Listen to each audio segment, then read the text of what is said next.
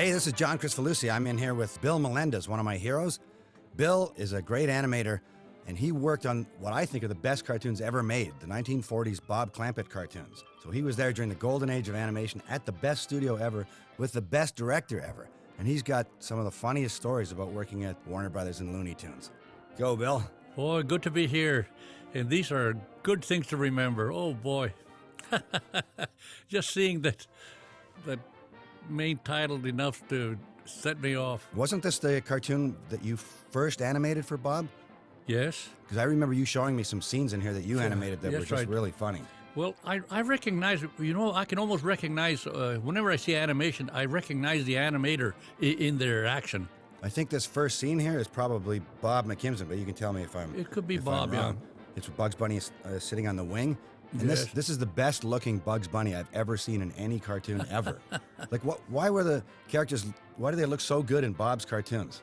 Well, because I think he did the original, what do you call it? Model sheet? Model sheet. Yeah, there he is. And so That's fantastic it. looking. See, and also he was very precise about, drawing it. See, as soon as we took it over, we would loosen it up quite a bit. But he was a real good designer and good layout man and a good animator. Except this, he wasn't warm. See, there's an animator that is warm just because he's crazy. Scribner was a perfect example of a crazy animator. I always recognize his animation because it looks like him. Gremlin, what a fairy tale. Little man, oh brother. See, I love this animation. I think the contrast between your animation and Scribner's animation. Oh, yeah. I think Clampett used the animators better than the other directors because he cast the scenes. The subtle scenes he'd give to McKimson, the wilder ones he'd give to you and Scribner or Manny Gold. Yeah. Well, see, Bob was a great director for that reason. That's you, isn't it? Yeah. Isn't this your animation? Yeah. This stuff I recognize. Yeah. Yeah. This. You got Bugs Bunny wiggling his nose there like a real rabbit. Yeah. I got that. I don't know. I think it was from Scribner.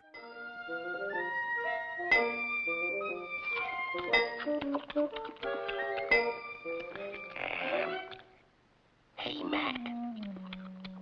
I think McKimson was a great animator when he was with Clampett. Yeah, that's right. Because Bob told me a story once that when he directed McKimson, he didn't have to give him any drawings at all. He would just physically act out the scene like an actor. And McKimson had a photographic memory. He would memorize every motion that Bob did. Yeah.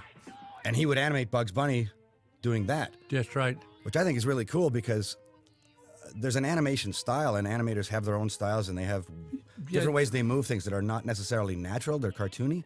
That's right. Well, see, everybody animates themselves, and you animate things as you see it in your mind and also physically as you do it. So all animation right away, represents the.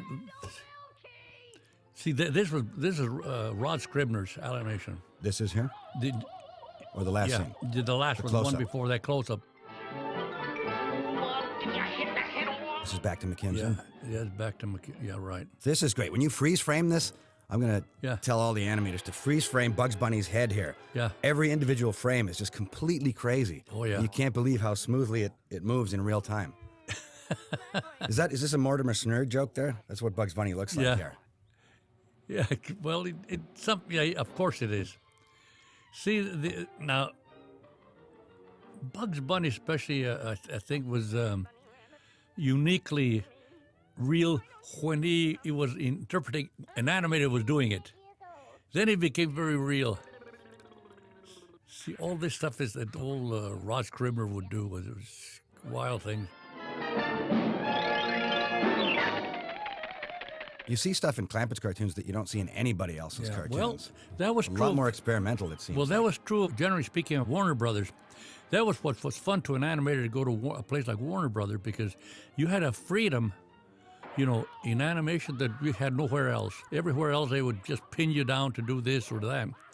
But at Warner Brothers, when you took over a scene or a problem, boy, it was yours. Didn't you work at Disney's just before you came to Warner's? Oh, yeah. What was the difference? Oh, the difference was at Disney, it was very cold and controlled and contrived. At Warner's, just the opposite. It was warm and crazy and free. It was quite a difference.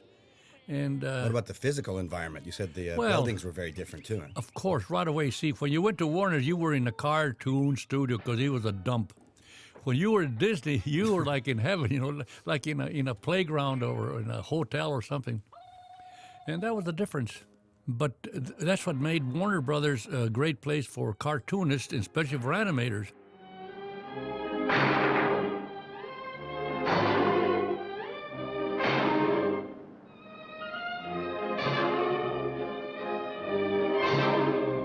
This is old Rod Scribner at his best. See, all those anticipations. Yep.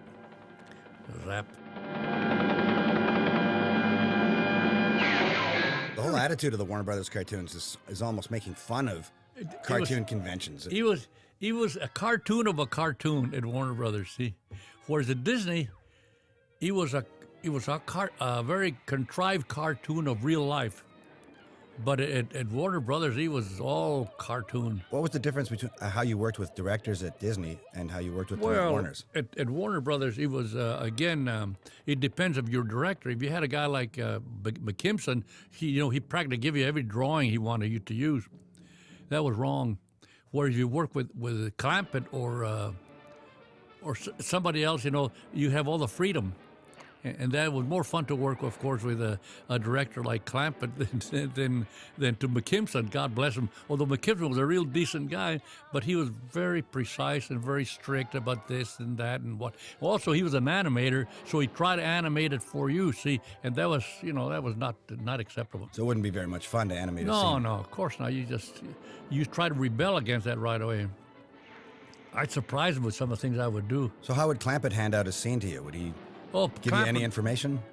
Very, very loose. He just said, "Well, this is the story, this is the joke. Now you do it," and that was good enough. See, that's the way it should be. Whereas when McKimson was directing, he would draw almost every pose for you of what he wanted, to see on the screen. Yeah, in Clampett's cartoons, you can tell one animator from the next. Oh yeah. It's much harder in a McKimson or a Jones cartoon. No, because McKimson had a tight-fisted control on what was being done. He wanted to do everything.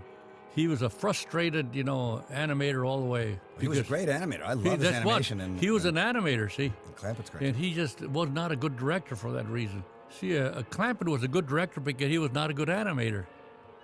But he was a good director. So there's subtle things to that, but it's understandable.